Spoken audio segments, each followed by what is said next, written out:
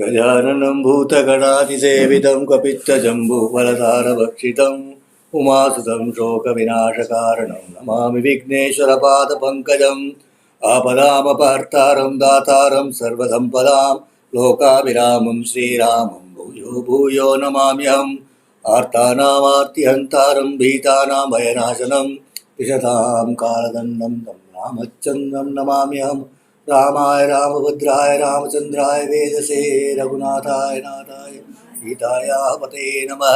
कुजण्डं राम रामेति मधुरं मधुराक्षरम् आरुह्य कविता शाखां वन्दे वाल्मीकिकोकिलं वाल्मीके मुनिसिंहस्य कवितावनचारिणः शृण्वन् रामकथानादं को न याति परां गतिं गोष्पदीकृतवारीशं वशकीकृतराक्षसं रामायणमहामाला रत्नं वन्देरिलात्मजम् अंजनानन्दनं वीरं जानकीशोकनाशनं कपीशमक्षहन्तारं वन्दे लङ्काभयङ्करम्. Now she says very nicely. कच्चिन्नत्तद्धेमसमानवर्णं तस्यान्नं पद्मसमानगन्धी मया विना शुष्यति शोकदीनं जलक्षये पद्ममिवातपेन. कच्चित् तद्धेमसमानवर्णं. I trust that he whose face is golden, who is golden complexion, she's talking about Rama. Hanuman had said he is dark complexion. She is saying he is golden complexion. Without saying, no, I don't agree with you and all that, she's, in her own time, she's slowly releasing this expression. I hope that golden complexion face Rama, whose face has the fragrance of a lotus. I hope he's not withering away in sorrow in my absence like a lotus in the sun when it is deprived of water. Does his heart still have courage? He is a man of courage. He left his entire kingdom. He walked away into the forest. He took me along. He did not even, there's nothing that worried him. There was nothing, there was no sign of his losing any courage at the point in time. I hope his heart is still full of courage. I know that more than his father, more than his mother, more than anybody else, I am dear to him. And I wish to live only so long as I hear news of my beloved, else I don't wish to live at all. Having spoken these words, asking these questions, which fell sweet on the ear, she wanted to hear all that she had asked about Rama. So she stopped and looked at Hanuman for answers. She had started with saying, why is he not burning up the earth? Etc. He starts very beautiful, simply. He clasps his hands on his head. And he says, he does not know you are here, my lady.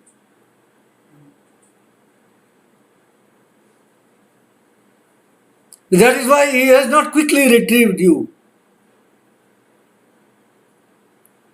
The moment he hears from me, he will be here. Raghava will be here. And he will bring a great army of apes and bears. As regards the sea, which stands in the way, he will immobilize it with his arrows. With a flood of arrows, he will immobilize the ocean. And then he will come and he will destroy the entire Rakshasas of Lanka. Whoever stands in the way of Rama, be it Yama himself, or the Devas or the Asuras or them in combination, he will destroy them all. I swear to you on this. This I swear to you. I swear to you I swear on the Malaya mountain, I swear on the Vindhya mountain, I swear on Meru and Mandara mountain, I swear on the Durdura and all the roots and fruits that we eat, that we apes eat. I swear on all of that you shall see Rama's handsome face with his lovely eyes and charming ear pendants. You will see like a full moon rising.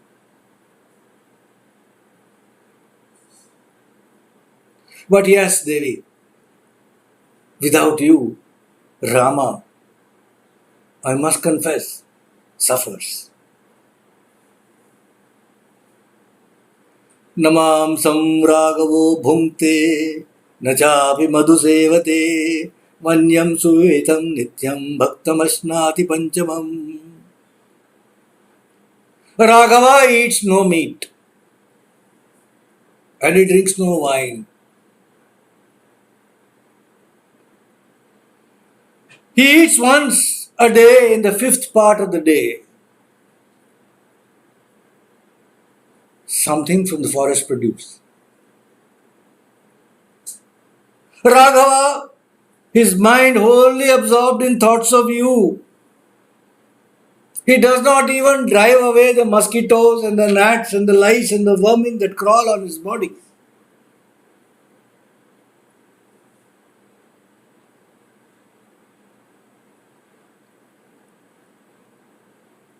And all the time brooding, helpless in the grip of longing, he thinks of nothing else.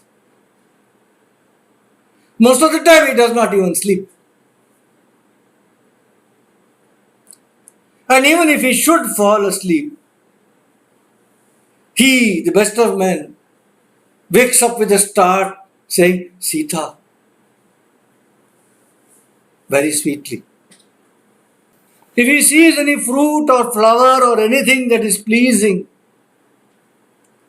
he exclaims again and again with a sigh, Alas, alas, my dear Sita. He goes on calling you by name.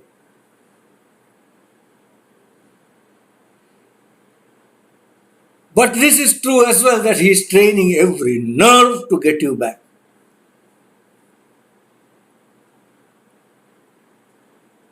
So when he said this, Sita of moon-like face said, Amritam vishasam srishtam tvaya vanara bhashitam yaccha nanya manaramo yaccha shoka parayana. Amritam vishasam srishtam tvaya vanara bhashitam. Your words are like amrita mixed with poison.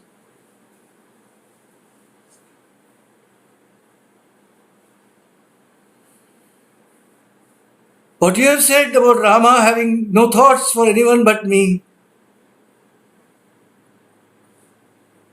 and his being totally also sorrow-stricken, is like nectar mixed with poison.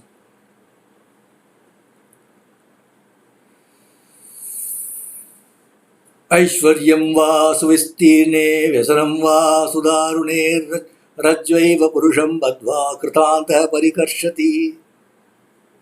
But that is fate. Whether a man Aishwaryeva suvistirne, whether a man is in boundless prosperity, growing prosperity, or whether a man is in the clutches of terrible suffering, it is equally the doing of fate which drags a man like a halter around his neck and rope around his neck. No creature born on earth can escape fate who first awakes.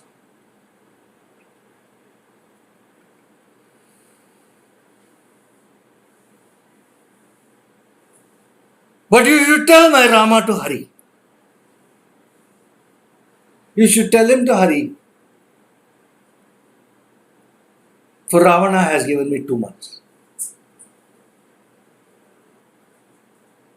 12-month period will end. We are now in the 10th month. Only 2 more months remain away out of the time granted to me by the cruel Ravana. His brother Vibhishana tried his best to persuade him to send me back to Rama. But he would not agree. He would not agree. Anala, Vibhishana's eldest daughter, was sent by her mother, Vibhishana's wife, to tell me this in private. She told me. Vibhishana tried, told him many times, but he is not listening. And there is Avindhya, a learned chief of Rakshasas whom Ravana respects very much. Avindhya told Ravana that if he continues in this path, the entire Rakshasa race will be exterminated. But Ravana does not listen. He is not at all interested in returning me to Rama. So it is clear that death is seeking Ravana. Death is seeking Ravana in the battlefield, and his time is up.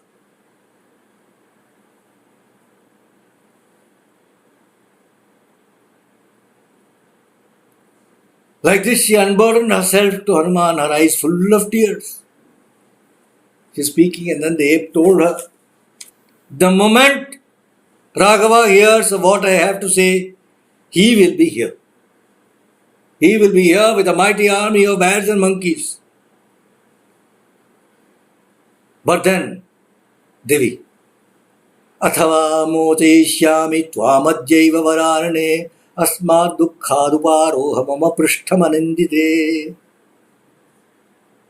Athava mocheshyami tvamadjaiva vararane. Oh, Devi of beautiful face, there is an alternative. I can put an end to your suffering this very minute. Anindite, oh blameless lady, get on my back. Get on my back and I shall take you across the ocean.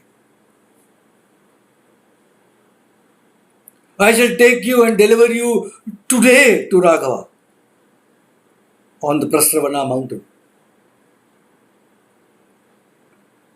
And you will see Lakshmana as well. Get on my back, my lady, do not disregard what I say.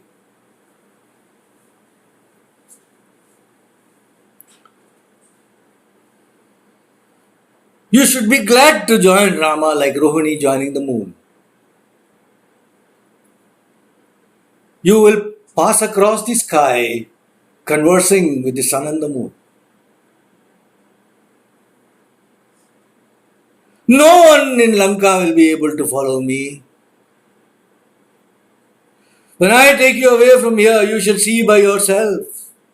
I will go as easily up the sky as I came. Maithili was astonished. The fellow had made himself small also. He was all the time doing like this, in front of her. And now he is saying, get on my back.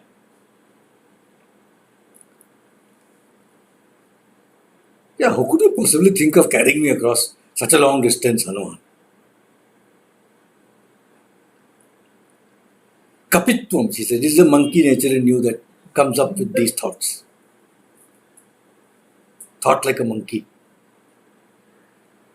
Katham va alpasharirastvam mamito netamichasi. Alpashariram, she says. This meager body of yours, fragile, weak body that you are, O ape. How do you hope to take me to the presence of my Lord? Sitaya vachanam shrutva Hanuman marudhatmaja chintaya masa lakshmi vanavam paribhavam kritam. Beautiful slogan.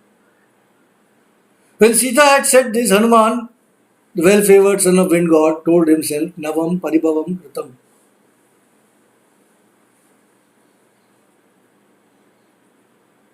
This is a new insult to my self-respect, he thought.